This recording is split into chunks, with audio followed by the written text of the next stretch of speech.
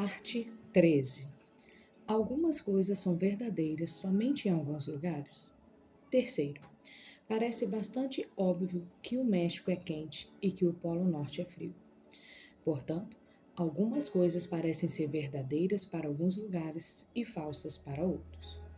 Isto é verdade, mas é um desvio do assunto, já que as duas afirmações são completamente distintas, mesmo ambas estando corretas, sobre dois lugares diferentes.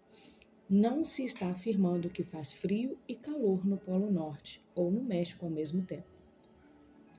Cada uma das afirmações é absolutamente verdadeira com respeito aos objetos por elas referidos. A afirmação faz frio no Polo Norte é verdadeira no México, até mesmo no verão. Em todos os lugares é verdade que faz frio no Polo Norte. Da mesma forma, a afirmação faz calor no México é verdadeira no Polo Norte e em todos os outros lugares. A verdade é o que corresponde aos fatos. E o fato é que faz frio no Polo Norte. E esta verdade de que faz frio no Polo Norte é real em todos os lugares, pois não existe um lugar onde essa declaração não corresponda aos fatos que ocorrem no Polo Norte. A verdade nesta questão é que toda verdade é absoluta, não existem verdades relativas. Se algo é mesmo verdadeiro, então é verdadeiro em todos os lugares e para todas as pessoas. Afinal, 7 mais 3 é igual a 10. E esta expressão não é somente verdadeira para os estudiosos em matemática. Ela é real em todos os lugares, não somente na aula de matemática, mas também no seu trabalho e na sua casa. Tal como uma maçã velha, o relativismo pode parecer bom na superfície, mas está podre por dentro. Agora, vamos analisar alguns dos seus problemas. O relativismo e autodestrutivo. A maioria dos relativistas acredita de fato que o relativismo é verdadeiro para todos, não somente para eles. Só que esta é justamente uma afirmativa na qual eles não poderiam acreditar se fossem verdadeiramente relativistas, pois uma verdade relativa é verdadeira para mim, mas não necessariamente verdadeira para todas as pessoas. Portanto, se um relativista pensa que o relativismo é verdadeiro para todos, ele está de fato acreditando que se trata de uma verdade absoluta. E é claro, sendo este o caso, ele não é mais um relativista de verdade, já que acredita em pelo menos uma verdade absoluta. Aqui está o dilema. Um relativista íntegro não pode dizer trata-se de uma verdade absoluta para todas as pessoas, o fato de que a verdade é relativa somente para mim.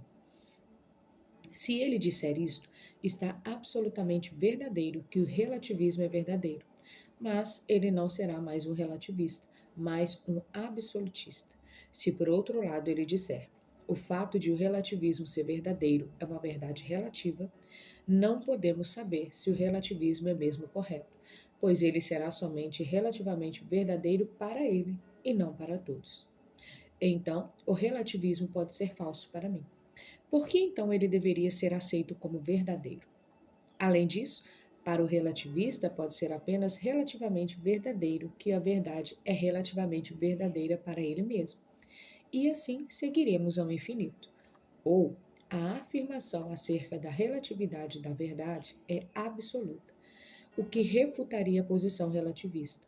Ou ela é uma afirmação que jamais poderá ser feita, porque cada vez que você a faz, precisamos acrescentar a ela mais um advérbio relativamente. E estaremos sempre no início de uma regressão infinita que jamais servirá de base sólida para justificar qualquer afirmação real. A única forma pela qual o relativista poderá evitar o penoso dilema do relativismo é admitindo que existe uma verdade absoluta. Na verdade, como já vimos, a maioria dos relativistas realmente acredita que o relativismo é absolutamente verdadeiro, pois eles realmente acreditam que todos deveriam aderir ao relativismo. E justamente é aí que reside a natureza autodestrutiva do relativista. Ele está de pé no pináculo da sua verdade absoluta para relativizar tudo mais. Mas, como bem compreendeu o mitológico Hércules, primeiro precisamos de um lugar firme, para depois apoiar a nossa alavanca que vai mover o mundo. As areias movedistas do relativismo não representam um solo firme para afirmar nada. O relativismo implica um mundo cheio de contradições. Se o relativismo fosse verdadeiro, o mundo seria cheio de condições contraditórias. Pois se algo é verdadeiro para uma pessoa e falso para outra, condições opostas teriam que coexistir.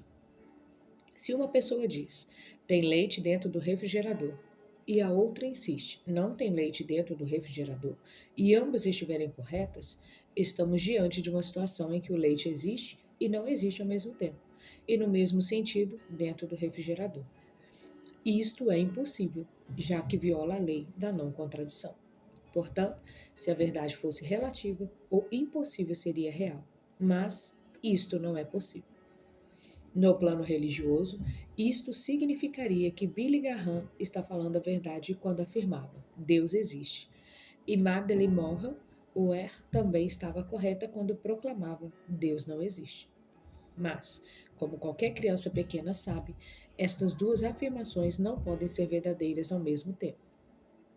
Se uma for verdadeira, a outra automaticamente torna-se falsa. E quando os dois lados esgotarem todas as possibilidades de argumentação, somente um deles está correto. O relativismo significa que ninguém jamais esteve errado em qualquer assunto. Se a verdade é relativa, concluímos que ninguém jamais está errado, mesmo que esteja. Enquanto algo for certo para a pessoa, ela se achará correta, mesmo que esteja errada. O inconveniente desta atitude é que jamais conseguiremos aprender nada, justamente porque o aprendizado é o avanço de uma posição falsa para uma verdadeira, ou seja, de uma crença absolutamente falsa para uma absolutamente verdadeira. Respostas a algumas objeções a uma visão da verdade como absoluta. Os relativistas já reuniram várias objeções à visão de que a verdade é absoluta. As reunidas aqui são as mais importantes dentre elas. Objeção 1. O conhecimento absoluto não é possível. Argumenta-se que a verdade não pode ser absoluta porque não temos um conhecimento absoluto da verdade. Até mesmo os mais absolutistas admitem que a maioria das coisas é conhecida somente em termos de graus de probabilidade. Como então podem todas as verdades ser absolutas? Resposta. Esta objeção está mal elaborada, pois a certeza absoluta é sim possível para algumas coisas. Podemos estar absolutamente certos da nossa própria existência. Na verdade, a nossa própria existência é inegável, pois a pessoa teria que morrer para poder declarar eu não existo. Podemos também estar completamente seguros de que não poderíamos existir e não existir ao mesmo tempo. Da mesma forma, como poderíamos estar seguros de que, por exemplo, não existem círculos quadrados. É claro que existem muito mais coisas que as quais é impossível ter certeza absoluta. Mas até mesmo aqui, os relativistas elaboram mal seu argumento, ao rejeitar a verdade absoluta simplesmente por falta de evidência a favor da veracidade de algumas coisas, pois deixam de reconhecer que a verdade pode ser absoluta sem importar quais são as nossas bases para crermos nela. Por exemplo, é verdadeiro que a cidade de Sydney, na Austrália, fica próxima ao oceano. Portanto, isto é absolutamente verdadeiro sem importar quais são as minhas evidências ou faltas delas. Uma verdade absoluta é absolutamente verdadeira em si por si só, não importando que tipo de evidência existe a favor dela. As evidências ou a falta delas não modificam os fatos.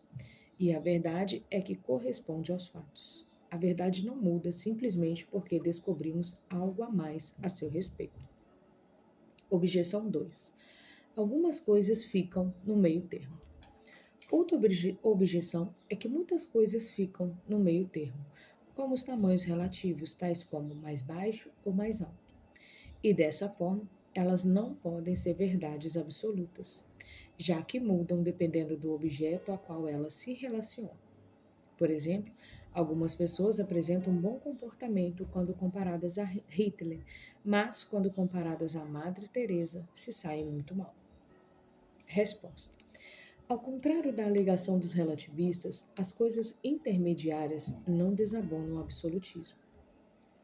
pois os fatos de João ser baixo em relação à maioria dos jogadores de NBA e de João ser alto quando comparado com a maioria dos jockeys são absolutamente verdadeiros em todas as épocas e para todas as pessoas. João tem porte médio, e a determinação da sua classificação como baixo ou alto depende do grupo com o qual vamos compará-lo. Mesmo assim, é absolutamente verdadeiro que João, que mede 1,78 m, é baixo quando comparado a Squilly Canyon e alto quando comparado a um pigmeu. O mesmo se dá com outras coisas que caem em meio termo, tais como mais quente ou mais frio, e melhor ou pior. Objeção 3. Não é possível chegar a uma nova verdade ou progresso. Os relativistas alegam que a verdade jamais muda. Não pode haver qualquer tipo de verdade nova. Isto significa que nenhum tipo de progresso é possível. Resposta. A resposta a isto, a uma nova verdade, pode ser compreendida de duas maneiras. Ela pode significar nova para nós, como por exemplo uma nova descoberta da ciência, mas isto é somente uma questão de uma nova descoberta que fazemos de uma velha verdade. Afinal, a lei da gravidade já estava vigente muito antes de Newton a ter descoberto. Muitas verdades sempre estiveram no nosso redor, mas somente agora estamos nos dando conta delas. Neste sentido, nós chegamos a conhecer novas verdades. É disso que tratam as descobertas científicas.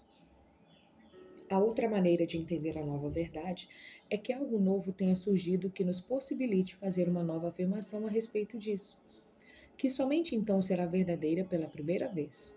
Isto não é um problema.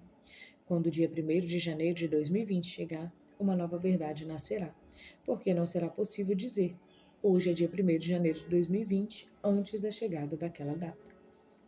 Mas, quando isto ocorrer, será verdade para todas as pessoas e lugares por toda a eternidade que aquele foi o dia 1º do mês de janeiro do ano de 2020. Portanto, as velhas verdades não mudam, nem mudam as novas verdades quando elas passam a existir. Uma vez que algo é verdadeiro, passa a ser eternamente verdadeiro para todas as pessoas. Objeção 4. A verdade muda o aumento do nosso conhecimento. Alega-se também que o conhecimento da verdade não é absoluto, já que aumentamos o nosso conhecimento dela. O que é verdade para mim hoje pode muito bem ser falso amanhã. O progresso da ciência é a prova de que a verdade está em constante mudança. A resposta: esta objeção é falha por não levar em consideração que não é a verdade que muda, mas sim o nosso conhecimento dela. Quando a ciência verdadeiramente progride, ela não passa de uma velha verdade para uma nova verdade, mas do erro para a verdade. Quando Nicolau Copérnico argumentou que a Terra se movia ao redor do Sol e não o inverso, a verdade dos fatos não mudou. O que mudou foi a nossa compreensão sobre qual era o objeto que orbitava ao redor do mundo. Objeção 5. A verdade absoluta é demasiadamente limitada. Os relativistas normalmente reclamam que a verdade absoluta é limitada. Resposta: esta objeção é comum, porém não apresenta base substantiva. É óbvio que a verdade é limitada. Só existe uma resposta para o resultado da operação 4 mais 4. A resposta não é 1, a resposta não é 2, também não é 3, nem 4, 5, 6, 7, ou qualquer outro número maior ou igual a 9 até o infinito. A resposta é 8 e nada além disso. Isto é realmente limitado, mas está correto.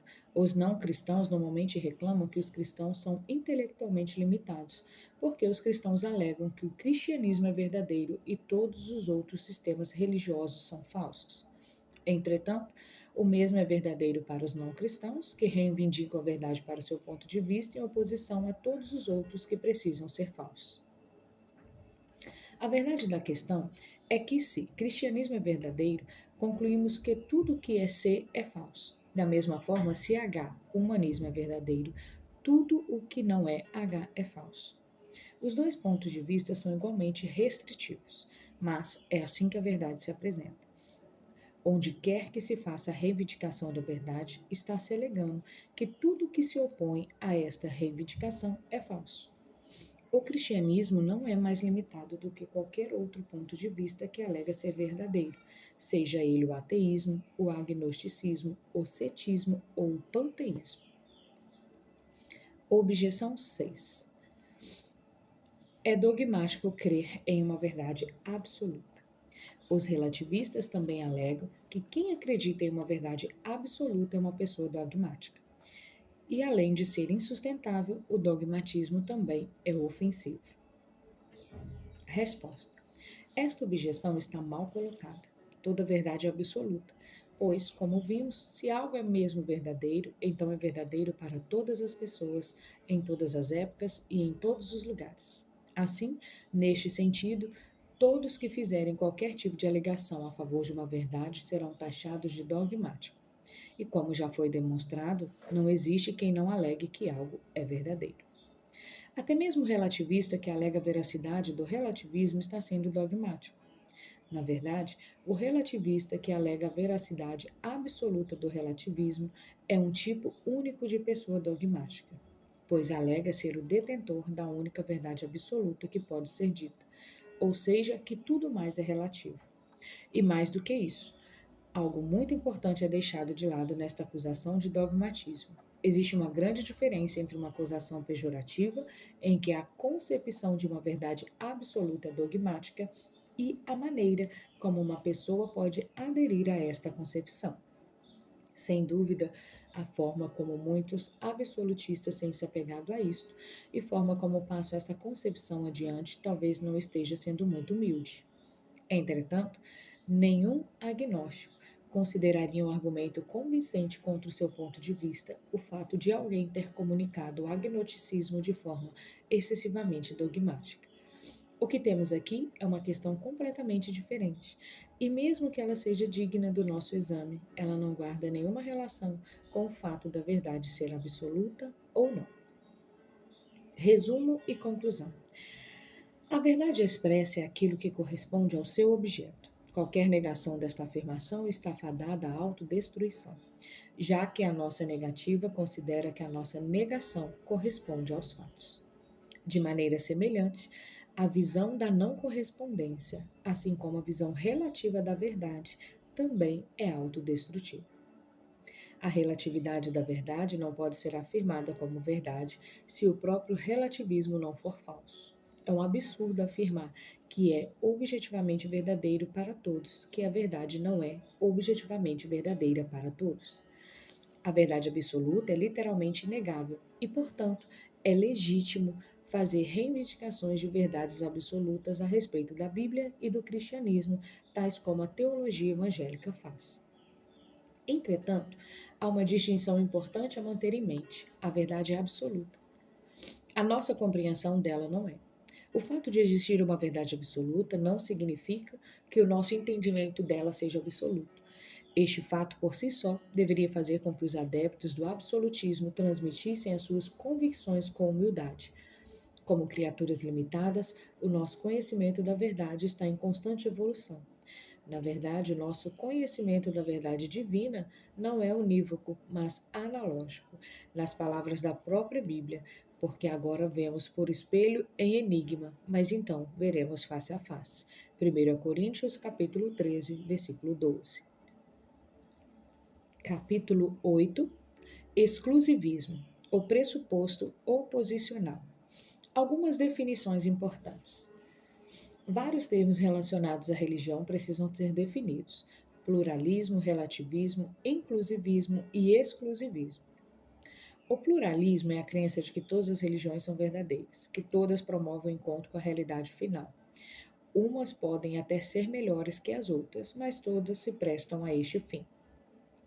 O relativismo é semelhante ao pluralismo, pois alega que todas as religiões são verdadeiras para os indivíduos a que elas são aderentes.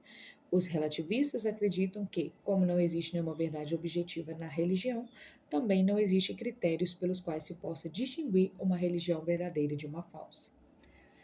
O inclusivismo apregoa que uma religião é explicitamente verdadeira e que todas as demais são implicitamente verdadeiras. O exclusivismo é a crença de que somente uma religião é verdadeira e que todas as outras a ela se opõem são falsas.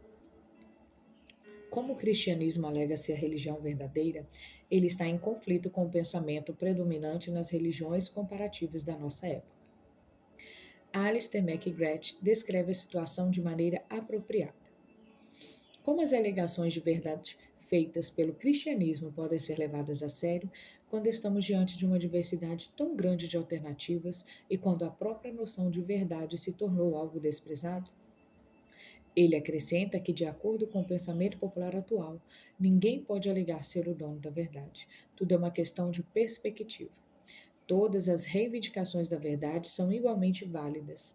Não existe nenhuma posição universal ou estratégica que permite a qualquer pessoa decidir o que é certo ou o que é errado. A suposta igualdade moral e espiritual de todas as religiões mundiais. Uma exposição do argumento a favor do pluralismo.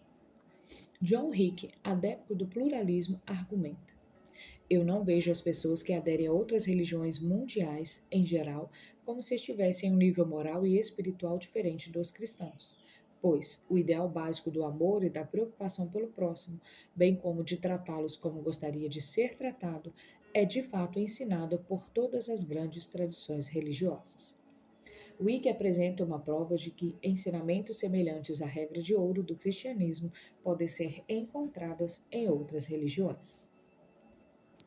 Resposta ao argumento a favor do pluralismo. A conclusão de Wicke pode ser desafiada em diversos níveis. Primeiro, é discutível se o fruto do Espírito pode ser encontrado nas religiões não cristãs.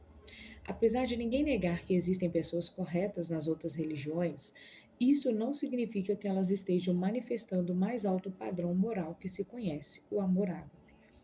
É possível levar uma vida de filantropia e até mesmo morrer pelas nossas crenças sem apresentar o amor verdadeiro. Mesmo que a graça comum de Deus possibilite até os homens maus praticar o bem. Somente o amor sobrenatural de Deus é capaz de motivar uma pessoa a expressar o amor ágape.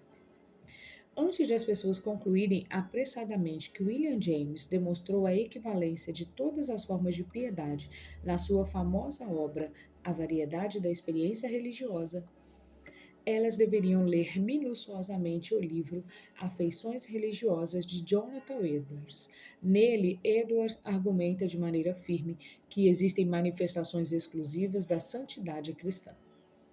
Um estudo minucioso de meio século a respeito do tema fez com que o autor se convencesse de que existe uma diferença no nível mais elevado da piedade cristã e da não cristã a favor da primeira. Segundo, mesmo que fosse possível demonstrar algum tipo de equivalência moral das práticas entre os aderentes das maiores religiões, isto é, por si só, não provaria a não existência de uma superioridade moral dos ensinos cristãos sobre as outras religiões. E há várias razões para isso. A primeira é que uma pessoa que pratica de forma perfeita um código moral inferior pode parecer melhor do que uma pessoa que pratica de forma imperfeita um padrão ético superior.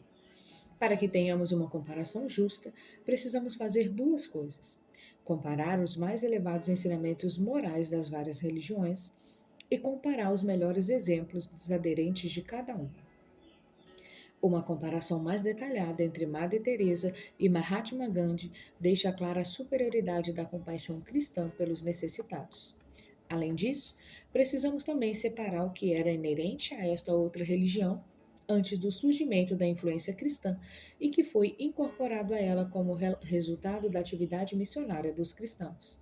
Por exemplo, o hinduísmo, como sistema religioso, não gerava nenhuma forma de compaixão social.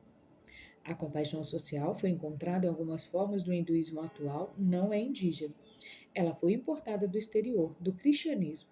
Na verdade, o grau com que Gandhi manifesta a sua compaixão veio do seu treinamento no cristianismo e da admiração confessa que ele tinha pelos ensinos de Jesus no Sermão do Monte.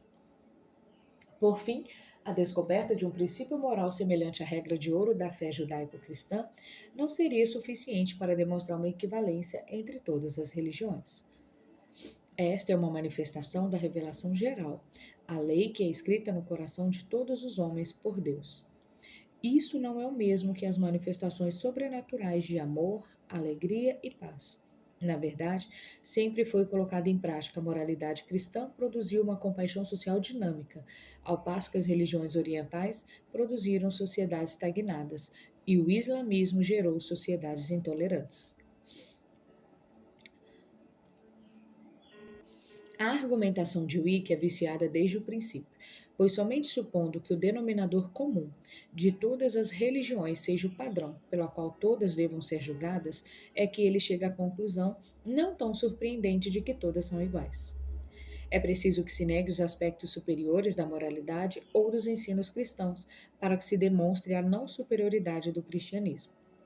Wicke parece reconhecer isto de maneira tácita ao confessar que a aceitação de alguma forma de visão pluralista faz com que cada uma das religiões deixe de enfatizar e eventualmente até se desfaça do aspecto da sua autocompreensão, que implica a reivindicação de uma superioridade inigualável entre as religiões mundiais. Quarto, a manifestação moral de uma crença não embasa automaticamente a questão da sua verdade. Por exemplo, o fato de haver pessoas boas entre os Mormons não se constitui em uma prova de que Joseph Smith era um profeta verdadeiro. Na verdade, há forte evidências de que ele não era um profeta verdadeiro, já que ele proferiu profecias demonstravelmente falsas. Em adição, fora a maneira como os aderentes dessa seita vivem, existem evidências fortes a favor da falsificação de quase tudo neste grupo religioso. A verdade é o que corresponde à realidade, e, consequentemente, uma religião é verdadeira se os seus princípios básicos correspondem ao mundo real, e não simplesmente porque os seus seguidores levam uma boa vida, ou mesmo uma vida melhor que os aderentes a outras religiões. Quinto, em última análise, a superioridade moral do cristianismo não está firmada em nossa perfeição como cristãos, mas na perfeição incomparável de Cristo. Ela não se baseia no nosso caráter moral falível, mas no caráter moral impecável do Filho de Deus. Neste contexto, o cristianismo é de forma clara, moralmente superior a todas as outras religiões. A suposta igualdade redentora de todas as religiões. Uma exposição do argumento a favor da igualdade redentora. Com respeito à alegação que o cristianismo faz de possuir um modo de salvação superior, Wicke apresenta que se trata de argumentação viciada da parte dos cristãos ou que isso não fique evidente na prática cristã. Se definirmos a salvação como estado de estar perdoados e aceito por Deus por causa da morte de Jesus na cruz, então se torna uma tautologia. O fato de que somente o Cristo conhece e tem a capacidade de pregar a fonte da salvação. E se definirmos a salvação como uma mudança real no ser humano, uma transformação gradual do egoísmo natural, junto com todos os males humanos que dele derivam, para uma orientação radicalmente nova centrada em Deus e manifesta no fruto do Espírito, então parece claro que a salvação está ocorrendo em todas as religiões mundiais e está ocorrendo, até onde sabemos, mais ou menos no mesmo nível. Além disso, o que é comum a todas as religiões do mundo para o Wicke é uma resposta adequada à realidade final. Mas todos parecem constituir mais ou menos uma consciência humana autêntica em resposta à realidade final, a base e fonte última e real de todas as coisas. Existe, obviamente, uma pluralidade de tradições religiosas constituindo diferentes respostas humanas à realidade final, embora aparentemente equivalentes no seu caráter salvífico. Estas são as grandes crenças mundiais.